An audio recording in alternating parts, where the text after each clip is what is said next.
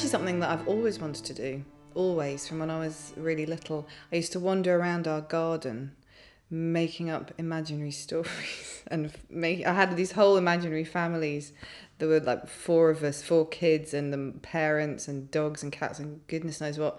So it's making up stories I've always wanted to do, I suppose. And then the writing, I wrote a lot when I was a child, but when I didn't really write seriously until a few years ago when I got made redundant from my job.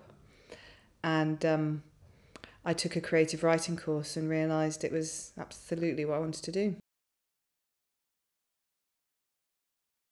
The idea came from a number of places. The main thing that started me off was that I had this image in my head of a boy running away from his bodyguard. And I couldn't get this image out of my head, but I didn't know why he was running away or what the bodyguard was there for. And it just really started with that image. I mean, the story's about that boy and he finds out why he's being protected, and that he's in as the story goes on, he's in increasing amounts of danger, and he seeks out this girl who he thinks will help him find some answers.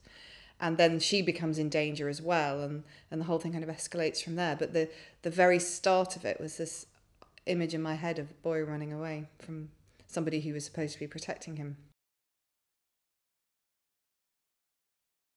Actually, I'm not a full-time writer.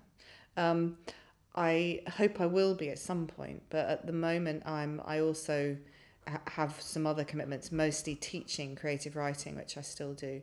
So and also, although I'm writing a lot, I also like to go out and visit schools and do other events, like sometimes go to festivals. And those things take away from my writing time. But in terms of a typical day, if I'm not either teaching or going out and doing an event somewhere, then I will get up and as soon as my son's gone off to school, I'll start writing. And then I basically write through till lunchtime. I write through till I get hungry, whenever that is. And then I try to be quite disciplined and not look at things like emails or do other stuff until I get to that point. So I have a few clear hours where I'm just kind of... Because for me, writing isn't just the actual writing, it's also thinking about the story. So I might actually, if you were looking at me working, it might look as if I was just sitting staring out of the window. Well, in fact, I am sitting staring out of the window, but I am also thinking about what I'm writing somewhere in some part of my brain. Well, the main thing I do to get myself kind of in the mood to write is to listen to music.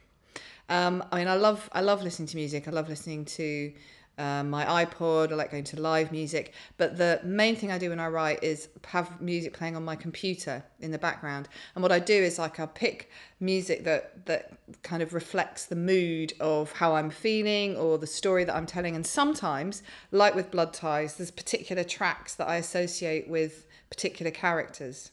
And I just play that track over and over again when I'm writing from that person's point of view, which is really annoying if you live in the same house as me, because you just hear this one track being played over and over again.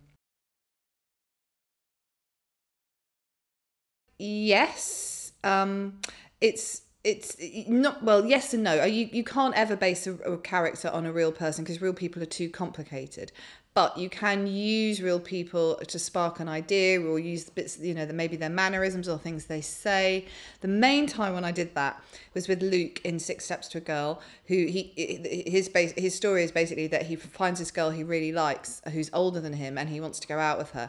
And that actually happened to my brother, who's a bit younger than me. And when we were at school in our teens, he really liked this girl in my class and did in fact end up going out with her. So it's kind of, the character's kind of based on him, and the relationship between him and his sister and their mother, that's really sort of like the relationship between me and my mum and my brother when we were back then, which makes me Chloe, who's Luke's sister, a little bit, and I was very moody, so she's a little bit like me, but it's not like a real cut and dry thing.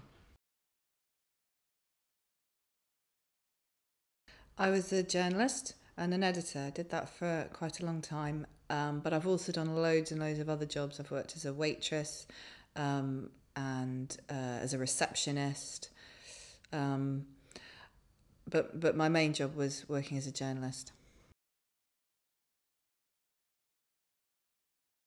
you can't ever really teach somebody anything about writing, but I have written down a few things that were really useful to me, and they're on my website, which is www.sophiemckenzie.net. So you can go there and have a look if you like. It's writing. I love writing. I really love just getting lost in stories. It's like you would probably feel if you were, or certainly I've felt if I'm reading something and I'm really caught up in the world. Writing's a bit like that. If you're writing something and you get caught up in it and you just want to be part of it, keep going with it.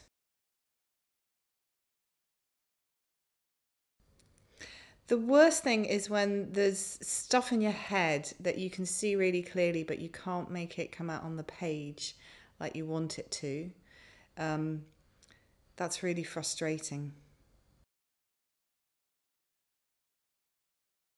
Great. I love it.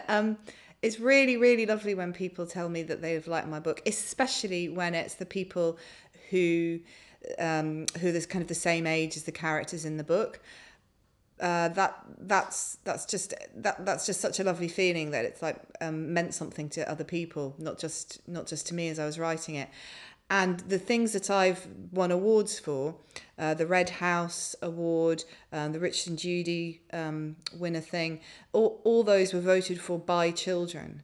So that means far more to me than an award which is kind of decided by a committee of adults. I mean, those awards are great too, but it's just there's something really lovely about having been given recognition by the people you're actually writing for and the people who are reading the book.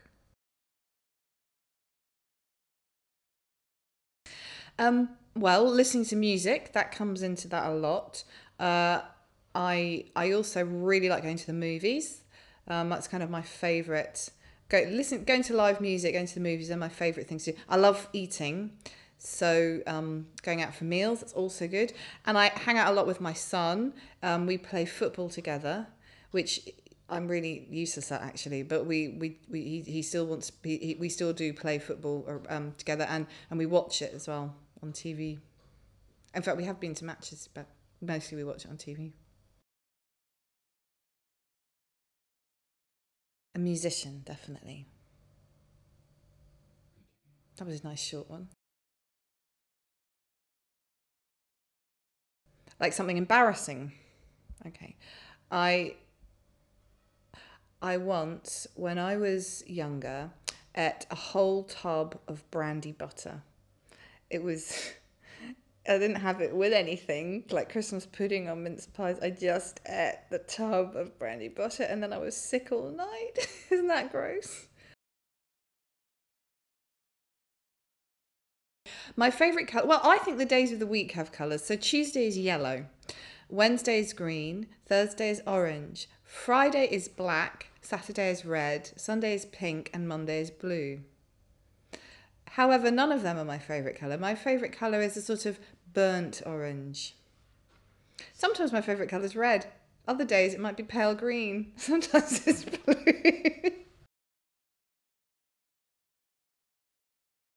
If I could be any animal, I would be a dolphin.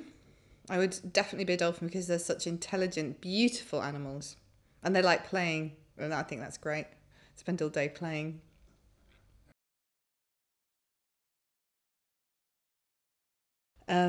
Persistent.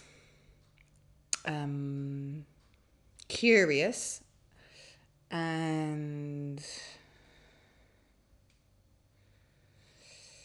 that's a toss up between being clumsy, which I am very, or fun loving, because I do like having fun.